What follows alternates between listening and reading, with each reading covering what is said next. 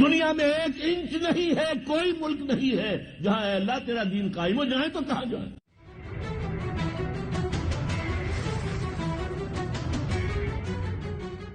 تو ہمارا معاشرہ 4 کانسنٹرک سرکلز پر مشتمل ہے. ایک مرکز کے گرد 4 دائرے ہیں، ایک چھوٹا، پھر بڑا، پھر بڑا، پھر بہت بڑا. یہ جو سب سے بڑا دائرہ ہے آخری باہر کا، جس میں میرے نزدیک 85% آبادی ہماری ہے، اس کے بارے میں سخت الفاظ کہہ رہا ہوں. آپ غور کیجئے لیکن سوچئے. الفاظ کی ظاہری سختی پر نہ جائیے، حقائق پر نظر رکھیے. جب تک نہ زندگی کے حقائق پہ ہو نظر، تیرا زجاج ہو نہ سکے گا حریف سنگ. میرے نزدیک 85% آبادی کا دین و مذہب سے کوئی تعلق سوائے اس کے نام مسلمانوں کے. اس لیے اس میں آپ تہواروں کو چھوڑ دیجئے. تہوار منانا، شادی بیاہ، یہ تو آپ کے سوشل کسٹمز ہیں.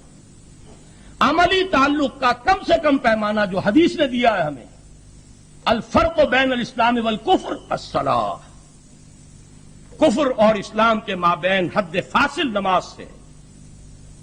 جائزہ لے لیجئے کہ آپ کے معاشرے کی کتنی فیصد آبادی جو ہے وہ 5 وقتہ نماز کی پابند ہے. 1 فٹ رول ہے. اور یہ نہ سمجھیے کہ یہ صرف لکھپتیوں کروڑ پتیوں میں نمازی کم ہے. بات ہائی لینڈ میں اور آپ کہیں جھگیوں میں چلے جائیے، ایک ہی بات، ایک ہی پرسنٹیج نظر آئے. آپ فٹ پاتھ پہ سونے والوں کو دیکھ لیجئے، ایک ہی پرسنٹیج نظر آئے. کوئی تعلق نہیں. صرف یہ ہے کہ مریں گے تو دفن کیے جائیں گے. عیدین کے اوپر شاید نماز پڑھ لیں، کپڑے پہن لیں، اللہ اللہ اور خیر صلی اللہ. اس کے سوا شادی ہوگی تو کوئی مولوی صاحب آئیں گے اور وہ نکاح پڑھائیں گے. اس کے سوا کوئی عملی تعلق موجود نہیں. اس سے اندر آئیے جو سیکنڈ سرکل ہے، اس میں یہ سمجھتا ہوں کہ ہماری آبادی کا ایک کافی بڑا حصہ، بقیہ 15 میں سے 10% کے قریب اس میں ہے. ان کا تعلق دین سے کچھ ہے، لیکن برا نہ مانیے، میں اس کے لیے 2 الفاظ استعمال کرتا ہوں کہ بہت محدود بھی ہے اور مست شدہ بھی ہے. لمیٹڈ بھی ہے، پرورٹڈ بھی ہے. لمیٹڈ اس معنی میں کہ مذہب کا تصور ہے نماز، روزہ، حج، زکات، اللہ اللہ اور خیر صلی اللہ، یا نکاح طلاق. آگے کاروبار میں مذہب، لین دین میں مذہب، بیع و شراء میں مذہب، مالیات میں مذہب کہیں نہیں. اور یہ وہ طبقہ ہے جس سے ہماری جو کاروباری کمیونٹی ہے اس کا بہت بڑا طبقہ اس سے متعلق ہے. مذہب کا جو ڈھانچہ ہمارے معاشرے میں وہ ان کی بدولت ہے.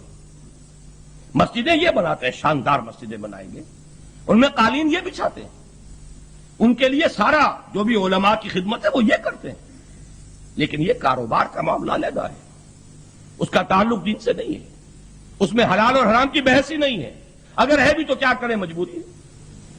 حسابات ہیں تو غلط ہے. اب اس کے اسباب کیا ہیں اس کو چھوڑ دیجئے، ان کی جسٹیفیکیشن کتنی ہے. کتنی بھی جسٹیفیکیشن ہے، جب آدمی ایک غلط حلف نامے پر دستخط کرتا ہے اپنا غلط حساب دے کر اور ایفیڈیوٹ پر سائن کرتا ہے، گلٹی کانشس تو اس کا ہو گیا، ضمیر تو آلودہ ہو گیا.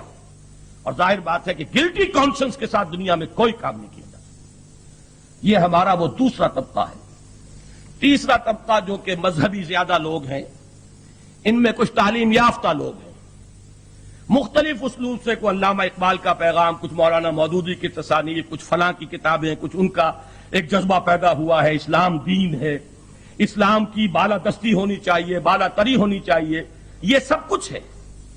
لیکن اس کے لیے خود کچھ کرنے کو تیار ہو. ان کی اپنی ساری پرسوٹ بالکل دس ورلڈلی پرسوٹ، اپنے ڈرائنگ روموں کی سجاوٹ ہے، اپنی کاروں کے ماڈل ہیں، اپنے ٹی وی کے سکرینز کی لمبائی چوڑائی ہے، اس کی سوچ ہے. بہت اچھے اچھے کھانے جیسے ہم نے ابھی کھائے ہیں، اس کے بعد بیٹھ کر کچھ دین کی بات تھوڑی سی ہوتی ہے، بڑے درد کے ساتھ دین کا تذکرہ کیا جائے گا. لیکن معلوم ہوا تجزیہ کریں گے تو نظر آئے گا کہ خواہش یہ کہ یہ سب کچھ اور لوگ کر دیں. دین غالب ہونا چاہیے لیکن اور کوئی کر دے، ہم بڑے خوش ہو جائیں گے. اس کے لیے کوئی قربانی کو، اپنے آپ کو بدلنا، اپنی زندگی میں انقلاب لانے کے لیے تیار. آخری طبقہ بہت چھوٹا ہے، میں سمجھتا ہوں ہماری آبادی کا 5% سے زائد اس میں نہیں ہے. یہ وہ مذہبی لوگ ہیں، ایکٹیوسٹ ہیں، محنت بھی کرتے ہیں، جد و جہد کرتے ہیں، قربانیاں بھی دے رہے ہیں. لیکن ان کا سب سے بڑا المیہ آپس کا اختلاف. جتنے وہ افیکٹو ہو سکتے تھے اتنے بھی افیکٹو نہیں ہو سکتے. یہ ہے ہمارا انالیسس پاکستان کے مسلم معاشرے کا اسلام کے ساتھ عملی تعلق۔ تھوڑی سی جھلک میں آپ کو ایک اور دکھا دوں۔ اسلام کی بنیاد ہے ایمان۔ ایمان کے اعتبار سے ہمارا حال کیا ہے؟ حقیقی حال میرا تجزیہ یہ ہے، عوام الناس کے لیے ایمان ایک ڈوگما ہے، صرف ایک عقیدہ ہے جس کی پوٹلی بندی ہوئی ان کے دماغ کے کسی ایک گوشے میں رکھی، ان کی حقیقی ویلیوز کے ساتھ کوئی تعلق نہیں، اپنی زندگی کے اندر زندگی کی عملی اقدار کے ساتھ کوئی رشتہ نہیں اس کا، بس وہ ذہن کے ایک گوشے میں ہے، اللہ رسول کا نام ہے، سنا ہے۔ اور خواص میں برا نہ مانے، ایک طرف علماء کرام ہیں اور ایک طرف جدید تعلیم یافتہ لوگ ہیں۔ جدید تعلیم یافتہ لوگوں کا تو معاملہ وہ ہے اکثر و بیشتر کہ گلا تو گھونٹ دیا اہل مدرسہ نے تیرا، کہاں سے آئے صدا لا الہ الا اللہ۔ اور علماء کا حال بھی یقیناً ان میں بڑی سعید روحیں بھی ہیں اور بہت نیک لوگ بھی ہیں، انہی کے دم سے ہے کچھ یہاں پر روشنی اگر ہے۔ اکثر و بیشتر کا حال یہ ہے کہ سوائے ایک پروفیشن کے اور کوئی تعلق ان کا نہیں۔ ان کے بھی قریب جا کر دیکھیے تو معلوم ہوگا وہی ویلیوز ہے، وہی مادہ پرستی ہے، وہی تنخواہوں کے اور گریڈز کے چکر ہیں، وہی سیاست کے اندر، مسجدوں کی سیاست کے اندر بھی وہی کچھ ہو رہا ہے، وہی ٹریڈ یونینزم ہے مختلف طبقوں کے درمیان۔ معلوم یہ ہوا وہ زمانہ آ چکا ہے، میں نے ایک حدیث اب آپ کو سنانے لگا ہوں۔ حضور نے فرمایا یوشک ان یاتی علی الناس زمان لا یبقى من الاسلام الا اسمه ولا يبقى من القرآن الا رسمه مساجدهم عامرة وهي خراب من الهدى علماؤهم شر الناس تحت ادیب الصباح من عندهم تخرج الفتنة وفيهم تعود او كما قال صلی اللہ علیہ وسلم۔ اس کا اندیشہ ہے کہ لوگوں پر ایک زمانہ وہ بھی آئے گا کہ اسلام میں سے اس کے نام کے سوا کچھ نہیں بچے گا، اور قرآن میں سے رسم الخط کے سوا حروف رہ جائیں گے، معنی نہیں ہوں گے۔